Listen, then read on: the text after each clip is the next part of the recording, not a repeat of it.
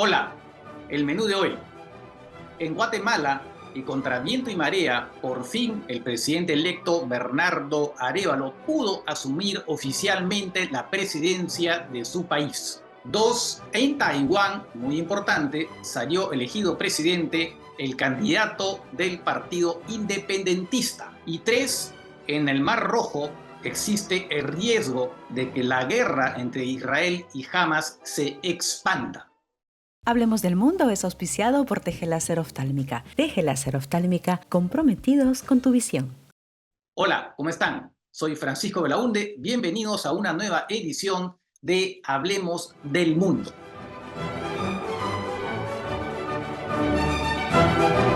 El respaldo de las naciones democráticas del mundo ha sido crucial, permitiéndonos estar aquí hoy y permitiéndome ratificar nuestro primer gran compromiso.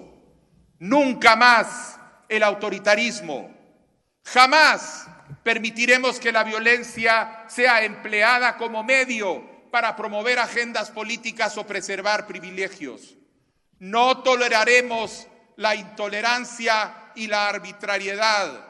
No permitiremos que nuestras instituciones se dobleguen otra vez ante la corrupción y la impunidad. Les decía entonces que en Guatemala asumió Bernardo Arévalo. Bernardo Arévalo, recordemos que es este político, hijo de un antiguo presidente de Guatemala de los años 50, líder del partido, un pequeño partido Semilla, que llegó sorpresivamente a la segunda vuelta de la elección presidencial en su país y ganó la segunda en agosto del año pasado. Una cosa extraña que la toma de mando se da bastante tiempo después de la segunda vuelta, ¿no? Que fue, como digo, en agosto, y ahí se realizó finalmente el domingo 14. Entre el momento en que Bernardo Arévalo es elegido, ¿no?, en la segunda vuelta, hasta el día domingo, pues ha habido una serie de sucesos que han mostrado que había una buena parte del establishment, que algunos llaman, obviamente los partidarios de Bernardo Arévalo llaman el pacto de corruptos. Es decir, políticos, empresarios, autoridades que no querían que el señor Bernardo Arévalo asumiera la presidencia. Tal vez porque el señor Arévalo llegó a la presidencia con un discurso anticorrupción, una persona de centro izquierda. Entonces han habido varios intentos por frenar su llegada a la presidencia y en particular por parte de la Fiscalía. La fiscal general, que viene a ser el equivalente, el fiscal de la Nación acá en el Perú, la señora Consuelo Porras, una serie de maniobras para impedir que el partido pudiera, digamos, seguir existiendo y también, por supuesto, para evitar que el señor Bernardo Arévalo asuma, ¿no? Y ha tenido un poco la colaboración de un juez, pero en fin, por otro lado, otras autoridades como el Tribunal Electoral, también la Corte Constitucional y sobre todo a nivel internacional, Estados Unidos ha estado muy atento y ha apoyado constantemente a Bernardo Arévalo. Es más, Estados Unidos ha sancionado a una serie, más de 100 autoridades de Guatemala, estamos hablando de fiscales y también de parlamentarios, ¿no?, que de alguna manera estaban haciendo varias maniobras para que el señor Arévalo no asuma el poder. Y llegamos así al 14 de enero y se decía, bueno, ya está, el señor va a asumir. Pero ese mismo día, ¿no?, el mismo domingo, han habido varias maniobras por parte de parlamentarios para evitar que el señor Arévalo asumiera. Tenía que primero juramentar los parlamentarios electos y después elegirse una junta directiva. Entonces varios dijeron, oiga, pero legalmente el partido Semilla está suspendido, entonces no puede tener una bancada. En fin, duró varias horas y eso cuando habían varios invitados extranjeros a la toma de posesión. Se suponía que debía ser una hora determinada, 3:15 de la tarde, se tenía que dar esa toma de mando, pero la cosa se retrasó, ¿no?, a tal punto que hubo un comunicado de los invitados, digamos, por impulsión de la OEA, el secretario general de la OEA, y que decían, oiga, se tiene que cumplir la ley, el señor Arévalo tiene que asumir la presidencia. Y al final, después de una serie de discusiones, negociaciones, porque recordemos que en el Parlamento que asumió precisamente el domingo, no tiene mayoría el partido Semilla de Arévalo. Están dominados por la oposición, que son partidos de derecha, entre los cuales efectivamente varios miembros han intentado impedir que Arévalo asuma.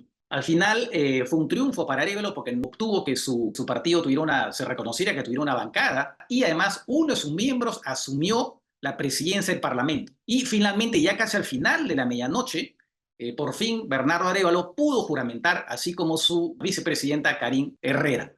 Y de esa manera, entonces, se ha cerrado un capítulo nomás, de la historia de Guatemala política, porque evidentemente la presidencia de Arévalo seguramente va a ser una presidencia complicada, en particular por lo que dije, que no tiene mayoría en el Congreso, ¿no? Y además porque hay efectivamente un sector de políticos, además de los políticos, también empresarios, en fin, autoridades que están en contra suya. Así que va a ser una presidencia complicada, pero obviamente hay que desearle suerte, y más aún si lo que él pretende es luchar contra la corrupción, un mal que, entre otros, aqueja bastante a Guatemala. Pasamos ahora al segundo punto, Taiwán, elección muy importante, porque claro, hay un tema geopolítico que enfrenta además a China y a Estados Unidos.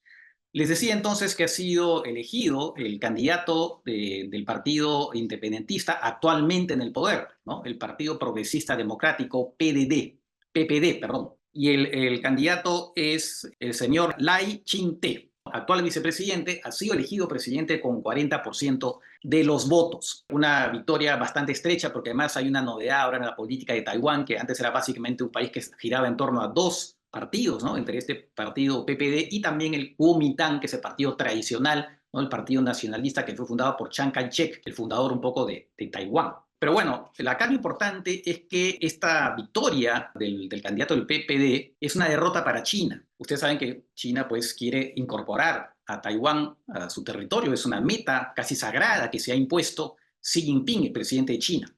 Y obviamente un partido independentista es un sacrilegio para China. China dice que si se proclama la independencia de Taiwán, eso va a ser una provocación que podría, digamos, precipitar un ataque militar por parte de China contra la isla. Y a lo largo de la campaña, pues China de alguna manera lanzó una serie de mensajes, de fake news, lo que se quiera, contra el candidato del PPD. Y entonces, claro, lo que ha ocurrido es una derrota para el gobierno chino. Ahora, ¿qué va a pasar? Pues a pesar de lo que dice China, el futuro presidente, porque va a asumir en mayo, y actual vicepresidente, según todos los analistas, indican que es una persona bastante prudente, que no tiene interés en proclamar oficialmente la independencia de Taiwán. Dice, el statu quo actual, en que somos de facto independientes, nos conviene. Y estamos bien así, no queremos provocar a China. Porque además no hay que olvidar una cosa, que las relaciones económicas entre China y Taiwán son bastante intensas, ¿no? Para Taiwán, China representa el 40% de sus exportaciones. O sea, es una relación muy intensa. Entonces, eso no se va a romper a pesar de, digamos, de lo que los chinos han podido, digamos, insinuar. ¿Qué va a pasar también ahora? ¿Qué va a hacer China ante esta derrota política? Algunos dicen, bueno, podría eventualmente aumentar algunas provocaciones de tipo militar sobre vuelos, ¿no?, cerca de Taiwán. Eventualmente podría quitarle algunos beneficios comerciales a algunos productos de Taiwán, ¿no? Pero todo depende también precisamente de lo que vayan a hacer las autoridades de Taiwán.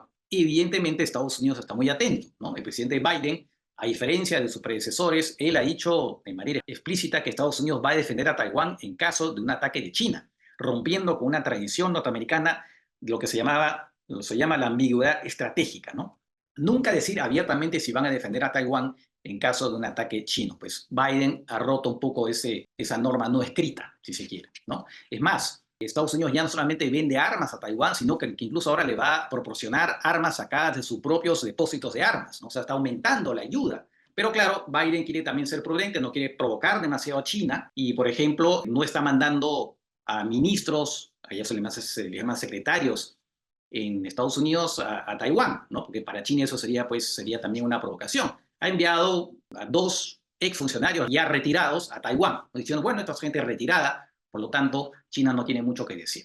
Pero evidentemente eso es un tema muy complejo y a medida que va pasando el tiempo, Xi Jinping evidentemente se va a impacientar, porque al ver que finalmente Taiwán no se incorpora, ¿no?, a la República Popular China, entonces aumenta el riesgo que opte por una solución militar. Y ese es el problema que se puede presentar sin duda en los próximos años. Y además no olvidemos otro tema también muy importante, es que Taiwán es el principal fabricante de microprocesadores, de los famosos chips, es el principal fabricante a nivel mundial, o sea que tiene también una importancia fundamental en ese aspecto. Así que bueno, vamos a estar atentos a lo que suceda en Taiwán tras la elección del sábado 13. Pasamos ahora al último punto, ¿no? La posibilidad que la guerra entre Israel y Hamas se expanda regionalmente, ¿no? Si bien, bueno, hay el riesgo en el norte con Hezbollah en el Líbano, pero ahora en estos momentos tal vez el mayor punto de preocupación sea lo que está pasando en el Mar Rojo, el grupo este de los hutíes, que es un grupo chiita, ¿no?, apoyado por Irán, que ha decidido acudir en ayuda de Hamas y por lo tanto ha estado atacando a barcos que consideraba pertenecientes a israelíes. Estados Unidos ha intervenido para, digamos, no solamente evitar este tipo de ataques y responder también, a formar una coalición. No logró toda la participación de varios países para eso, algunos países nomás, entre los cuales Reino Unido, para responder a los ataques de los hutíes, ¿no?, que además también ha estado enviando misiles y algunos drones a Israel, con poco efecto. Pero lo que más preocupa es lo que sucede en el Mar Rojo, porque por ahí, en una parte importante, un 12% del comercio mundial pasa por ahí, hacia el canal de Suez, ¿no? Entonces, para Estados Unidos es muy importante que no se interrumpa el comercio y también, por supuesto, tiene que ver mucho con el comercio del petróleo, los hidrocarburos. Entonces, eso es muy importante para Estados Unidos, que no haya interrupción, ¿no?, que no se perturbe el comercio. Estados Unidos junto con el Reino Unido la semana pasada decidieron lanzar ataques contra los hutíes en respuesta, ¿no?, a estos lanzamientos de misiles de los hutíes contra barcos. Ataques contra radares, digamos, rampas de lanzamiento de misiles. Han habido por lo menos 2 ataques, pero los hutíes han contestado enviando un misil contra un barco mercante norteamericano, que fue alcanzado, pero con mínimos daños. El tema está que de todas maneras eso perturba, evidentemente, el tráfico comercial, porque hace que muchas empresas marítimas prefieren suspender o tener mucha prudencia a la hora de circular por ahí. Y también, por supuesto, el riesgo de que eso puede llevar a Estados Unidos y a Reino Unido a involucrarse cada vez más en este enfrentamiento con los hutíes, y hasta dónde puede llevar eso. Es decir, como decía, una regionalización de la guerra entre Israel y Hamas, que, claro, se convierte pues en una especie de hacer de toda esta región del Medio Oriente otra vez un polvorín.